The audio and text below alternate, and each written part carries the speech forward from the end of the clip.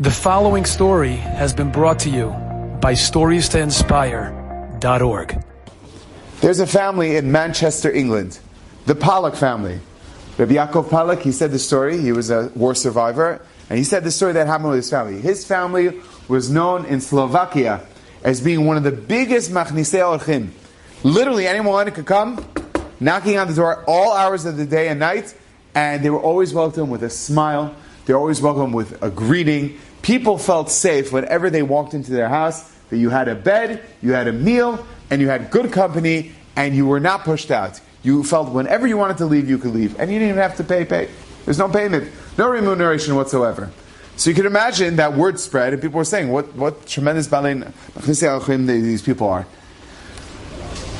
During the late 1930s and 1940s, everyone heard the rumblings of war, and people thought it wasn't real. They thought it wouldn't come to them. And to make a long story short, when Hitler and his hordes came plowing through Poland, and they heard reports from Polish Jews who ran away saying, "Get out! Hitler is serious about this. He is actually killing Jews. This is not hyperbole. It's not baloney. It's not fake news. This is real stuff that's going on." Unfortunately, people didn't give them any credibility, and unfortunately, many people met their demise. But they felt, this Pollock family felt, that if the people were telling them this, they obviously had legitimacy, and they were thinking of a contingency plan of how they were going to get away. So one of their relatives told them that there was a certain summer home that would be far away, and if they were to hide in that summer home that was in the middle of nowhere, in the middle of the mountains, there's no way the Nazis would come. They're literally going to go town to town to town. I mean, who does that? I mean, the answer is methodical Germans do that. They didn't know that at the time. But we'll go to town. They're not going to do that. We'll go to this small little town, and we'll hide there, and we'll try to blend in until the war is over.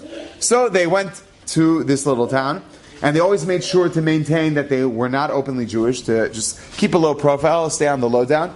And while they were there in this city, the small little town, this little hamlet, they were hiding out as Jews. They were sitting there and doing their thing.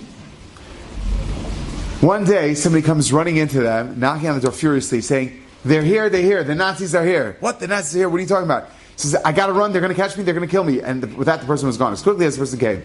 They didn't know what to do, so instinctively they thought, if the Nazis are here, they're going to lock the door, and then hopefully people think that no one's home. Anyways, within 10 minutes, suddenly they heard rough knocking on the door. "Achtung! Ja? No, wer ist das?" They're staying on the door. You know, the Nazis were screaming, pounding on the door. "Open the door. Who's there? Is anyone there?" "No." "Open the door," they said. They kept pounding on the door, and they were very frightened. They didn't know what in the world they're going to do. They figured, you know what? We'll just stay in the house. What are they going to do already? Waste bullets on a house? What are they going to do, right? They'll just leave the door locked. So they're sitting there waiting and waiting, and suddenly they hear on top of the roof a small little bang and something rolling. Okay? Then a minute passes by, and another bang. Something rolls again. Strange. What a weird thing. Then suddenly the glass, it gets shattered in one of the big rooms, and the Nazi soldiers came pouring in. "Get out, get out, get out!" So the Nazis come in, they literally broke through the guard, they found them, they threw them out of the house. Everyone's standing there, they're shaking, they're nervous, the Nazis have their guns drawn. And the Nazi officer who's there, he turns to one of his soldiers and goes, "Shoot them!" So the Nazi soldier obediently picks up his submachine gun, aims it at the family, click, click, click. It's not working. Picks it up again, click, click. "Shoot down!" He shoots down. Actual bullets go into the ground. He says, "Shoot them!" Picks it up again, third time, click, click, click.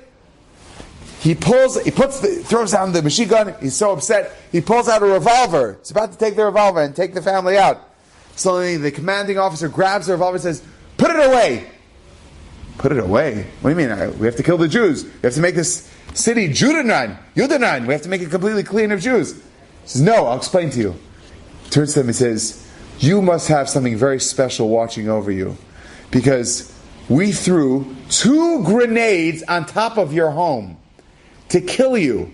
And in my 22 years of being in German infantry, I've never seen 2 grenades getting thrown at a position, not going off, and a machine gun getting jammed 3 times in a row.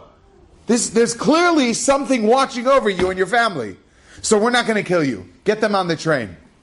And make a long story short, this family was able to survive the war. And when they were in the concentration camps, the story goes that this Rabbi Yaakov Palak from Manchester, England, his mother was known as literally like a malach in Theresienstadt, one of the camps there, that she literally nursed back to health people who were literally at the gates of death. They literally were Getz al Mavet. They were about to go to the other side.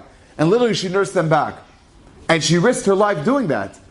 When you protect others and you block out, bless you, you block out everything else that there's there around you, HaKadosh Baruch Hu will block out everything else that's around you too. When you have an open home, when you make sure that people feel comfortable in your place, and you expand on that ahava that you have a beautiful home, you have a beautiful life, and you want to expand that life to others, they should also feel that as well. HaKadosh Baruch Hu will expand that for you too. Enjoyed this story? Come again. Bring a friend. StoriesToInspire.org